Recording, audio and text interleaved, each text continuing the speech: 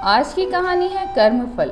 कर्म का फल सबको मिलता है। जैसा कर्म हम करते हैं वैसा फल हमें यहीं इसी जन्म में मिलता है।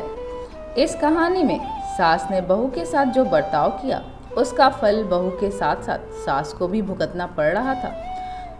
तो सास को समझ में आया कि जैसा कर्म वो बहू के साथ करेगी उसका फल उसे भी भुगतना पड़ेगा।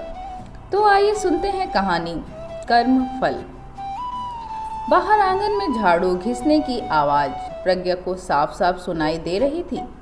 वो समझ चुकी थी कि दिन के 1 बजे तक ही उसकी सास काम निपटा पाती हैं।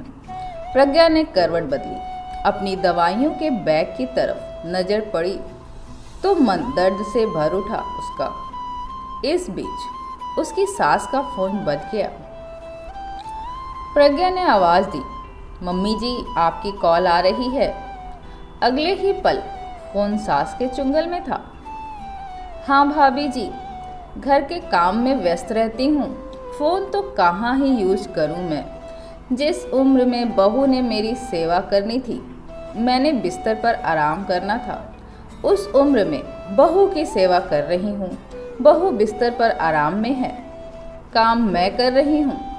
भाभी सब किस्मत के खेल हैं, वरना बेटे के शादी करने के बहू सुख कैसे न मिलता मुझे। प्रज्ञा की सास उन परिचित से अपना और अपनी किस्मत का दुखड़ा रो रही थी। अरे बहन, मुझे तो अमन ने ही बताया कि प्रज्ञा बहू को डॉक्टर ने ही सख्त होकर कहा है आराम करने को। अमन ने बताया है कि अगर अब भी प्रज्ञा पहले जैसे ही अपने स्वास्थ्य के प्रति लापरवाह रहेगी तो उसका जिंदा रहना मुश्किल हो जाएगा। तुम्हारी बहू का स्वास्थ्य ऐसे हो कैसे गया बहन? अच्छे भले घर की बहू कुपोषण का शिकार, एनीमिया की शिकार, ताज्जुब की बात नहीं है क्या? अब जब घर की बहू ही बीमार हो जाए तो घर क्या खाक सही रखे? मैं तो सुबह ही अपनी बहू पर चिल्लाई हूँ। साफ साफ बोल दिया है मैंने अपनी बहू को कि बीमार नहीं पड़ना है। उसके लिए फल फ्रूट्स रमन से बोलकर मंगाती हूँ कि अगर बहू बीमार हो गई तो हमारा बुढ़ापा कौन संभालेगा, बच्चों पर ध्यान कौन देगा, हमारे बेटे के सुख दुख का बेहतर भागीदार कौन होगा। अगर उसकी पत्नी ही बीमार होकर बिस्तर पड़ ले बेवक्त। साफ सी बात है बहन कि कर्म फल मिलते ही मिलते हैं। अब बहू का ध्यान रखूंगी तो अपना सास जीवन सुख से जी पाऊंगी। मेरा बेटा खुश रहेगा, नाती पोतों की जिम्मेदारी सब पर रहेगी और इन सब के कारण घर हमारा खुशहाल रहेगा। मैं तो बहू के प्रति शिद्दत से अपने कर्म फल अच्छे रखने पर मेहनत कर रही हूँ, खासकर जब से प्रज्ञा बहू की बीमारी की बात सुनने में आई है। प्रज्ञा की सास को उन परिचित की बातें सुन जैसे सांप सूंघ गया हो। कुछ बोलने के बजाय प्रज्ञा के प्रति सास के रूप में किए गए रूखे सूखे व्यवहार के चलचित्र आंखों के सामने छाने लगे थे। जो रूखा सूखा व्यवहार वो अक्सर प्रज्ञा के साथ करती आई थी।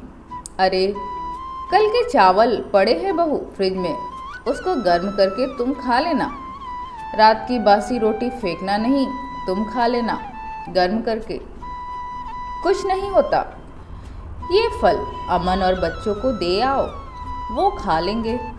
अच्छा सुनो, दही तो थोड़ा सा ही है, तुमको नहीं दे पाऊंगी। 1 किलो सेब लाई हूँ। मैं तो बीमार हूँ, बुढ़ापे में बीमारी और दर्द के कारण खाने पड़ रहे हैं, वरना तुम्हारी तरह उम्र होती तो बात ही नहीं होती कि फल खाने पड़ते।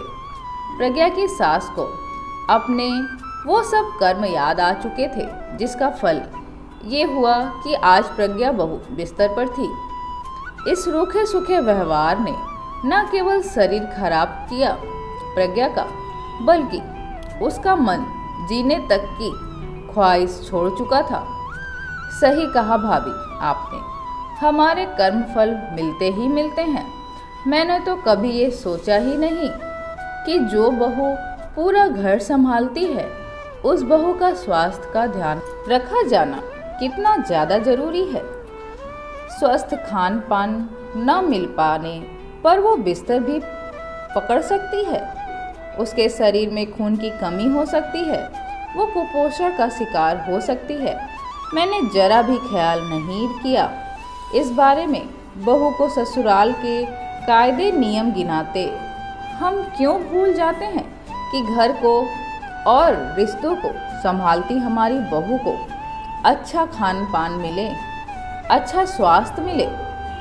अचानक प्रज्ञा की सास को फोन से आवाज़ सुनाई दी। क्या हुआ बहन, बात करोगी या चुप ही रहोगी? वो भाभी जी, आपने कहा ना कर्म फल, तो बस वही सोचने लगी थी। प्रज्ञा की सास गंभीर होते हुए बोली, मुझे सब पता लग चुका है बहन। मैं अगर ये सवाल जवाब तुमसे डायरेक्ट करती तो तुम अपनी गलती, अपने कर्म को जरा भी जिम्मेदार न समझती इन परिस्थितियों का। इसलिए मैंने अपना और अपनी बहू का उदाहरण दिया। अब भी समय है कर्म फल में सुधार का बहन। बहू संभलेगी तो देखना घर भी संभलेगा और तुम्हारा कर्म फल भी तुमको अच्छा मिलेगा। ध्यान रखो अपनी बहू का। मैं फ़ोन रखती हूँ, कुछ दिन बाद आऊँगी तुम्हारे पास बहू का हाल चाल लेने। अपना भी ख्याल रखना बहन। प्रज्ञा की सास ने उन परिचित के एक एक शब्दों को गांठ बांध ली थी।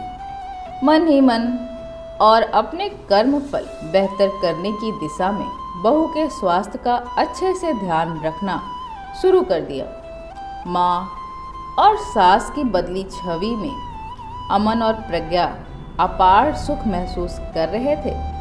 अमन ने माँ को देख मन ही मन सोचा, देर आए दुरुस्त आए। देखना माँ, अच्छे कर्म का अच्छा ही परिणाम होगा जल्द ही।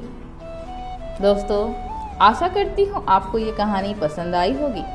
पसंद आई तो वीडियो को लाइक करें, शेयर करें और चैनल को सब्सक्राइब करना ना भूलें। धन्यवाद।